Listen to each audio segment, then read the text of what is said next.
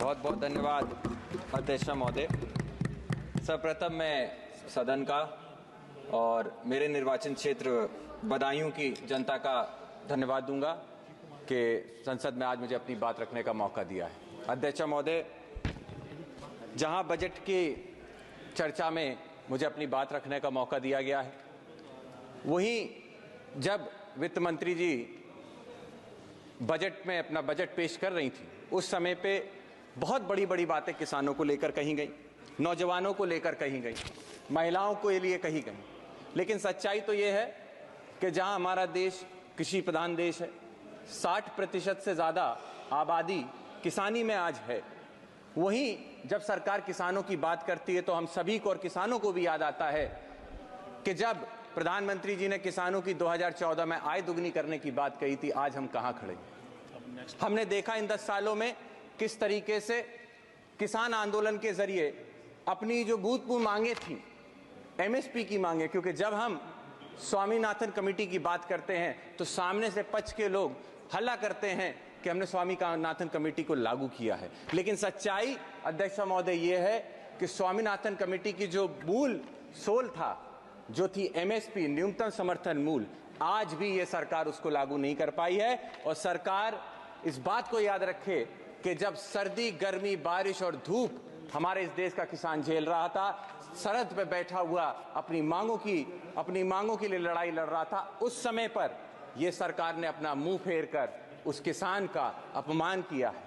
हमें याद रखना होगा कि 700 से ज्यादा किसानों ने जब अपनी जान का बलिदान दिया, उस समय पे ये मौजूदा सरकार ने उनके बलिदान को पहचानने से भी इनकार कर दिया था। याद रखना होगा कि आज भी इस देश के किसी ना किसी कोने में कोई 800 वो परिवार हैं जिन्होंने अपने मुखिया को खोया है। उन बच्चों के बारे में सोचिए जिस किसान के बच्चों को पढ़ाने के लिए, शिक्षा के लिए वो मजदूरी करता था, खेत में अपनी मेहनत मजदूरी करता था।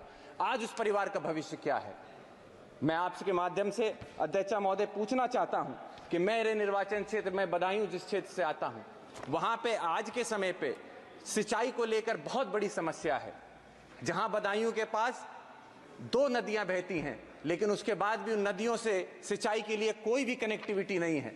मैं आपके माध्यम से सरकार से अनुरोध करना चाहता हूं कि आने वाले समय में उन किसानों के लिए सिंचाई के लिए क्या हम लोगों ने प्रावधान किए हैं। अध्यक्षता महोदय, मैं आपके माध्यम से सरकार को बताना चाहता हूं कि इस समय मेरे लोकसभा क्षेत्र के अंदर सारे किसान ट्यूबवेल के ऊपर निर्भर हैं, और इस समय पे बिजली की यह स्थिति है कि गांव के अंदर 10-10, 15-15 दिन तक हम बिजली नहीं आपूर्ति दे पा रहे हैं। सरकार की तरफ से जिस समय पे एक सर्वे किया गया था, उन्हीं के अधिकारियों ने बताया कि जहां पर 56 सब स्टेशन हैं हमारे यहाँ बिजली के, वहीं कम से कम 33 सब स्टेशन और होने चाहिए।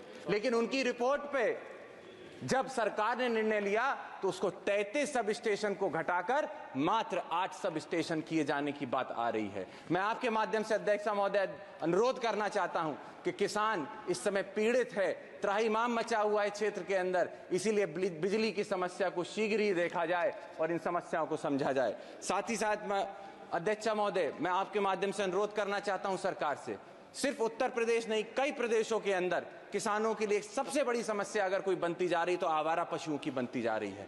जहां किसान और उसके परिवार को दिन दिन भर इस चरकती धूप में खेती करनी होती है, अपनी फसल के लिए, अपनी फसल की उपजाऊ दाम के लिए खेतों में मेहनत करता है, वहीं वो रात रात भर जाग कर अपनी फसल की रखवाली उन आवारा पशुओं से करता है। वही आवारा पशु जब रात में खेत चर जाते हैं तो किसान का नुकसान होता है, और वही आवारा पशु जब सड़क पे जाता है तो किसी ना किसी नौजवान की या महिला की जान लेने का काम करता है। अध्यक्ष महोदय, मैं आपके माध्यम से अनुरोध करूंगा सरकार से कि जहां आप किसानों की बात करती हैं, मैडम मेरी फर्स्ट टाइम स्पीच है, बस 2 मिनट और दे दें। 2 मिनट मैं आपके माध्यम से अनुरोध करना चाहता हूं अध्यक्ष महोदय कि जहां किसानों की बात की जाती है, वही किसान सम्मान निधि को देखकर सरकार अपनी पीठ थपथपाती है। मैं आपको बताना चाहूंगा कि आंकड़े कहते हैं कि रूरल सेक्टर के अंदर जहां पे खरीद की क्षमता घटती जा रही है, निश्चित तौर पे हमें समझना होगा कि किसान सम्मान निधि किसी काम की नहीं है। अध्यक्ष महोदय, मैं यूथ को, नौजवानों को नेतृत्व करता हूं,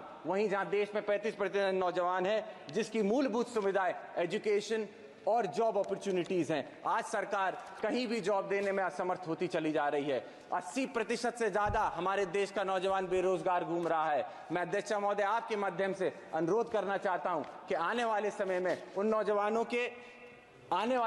नौजवानों के रोजगार के लिए कुछ ना कुछ ये सरकार करने का काम करे। साथ ही में मैं आपसे अनुरोध करना चाहता हूं कि मुझ जैसे नौजवान, कई सारे नौजवान हैं जो यूनिवर्सिटियों से छात्र राजनीति से आगे बढ़ के इन सदनों का नेतृत्व करते हैं। वहीं आज उत्तर प्रदेश के अंदर छात्र राजनीति को खत्म करके कहीं ना कहीं नौजवानों को आगे आने से रोका जा रहा है।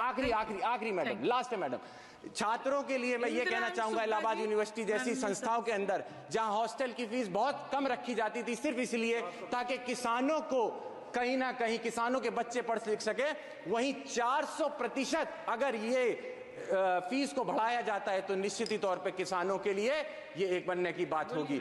आप सभी के लिए मैं आपका धन्यवाद देता हूं और अनुरोध यही करता हूं कि इन सभी बिंदुओं को देखते हुए आप सारी बातों को रखने का काम करें। बहुत बहुत धन्यवाद।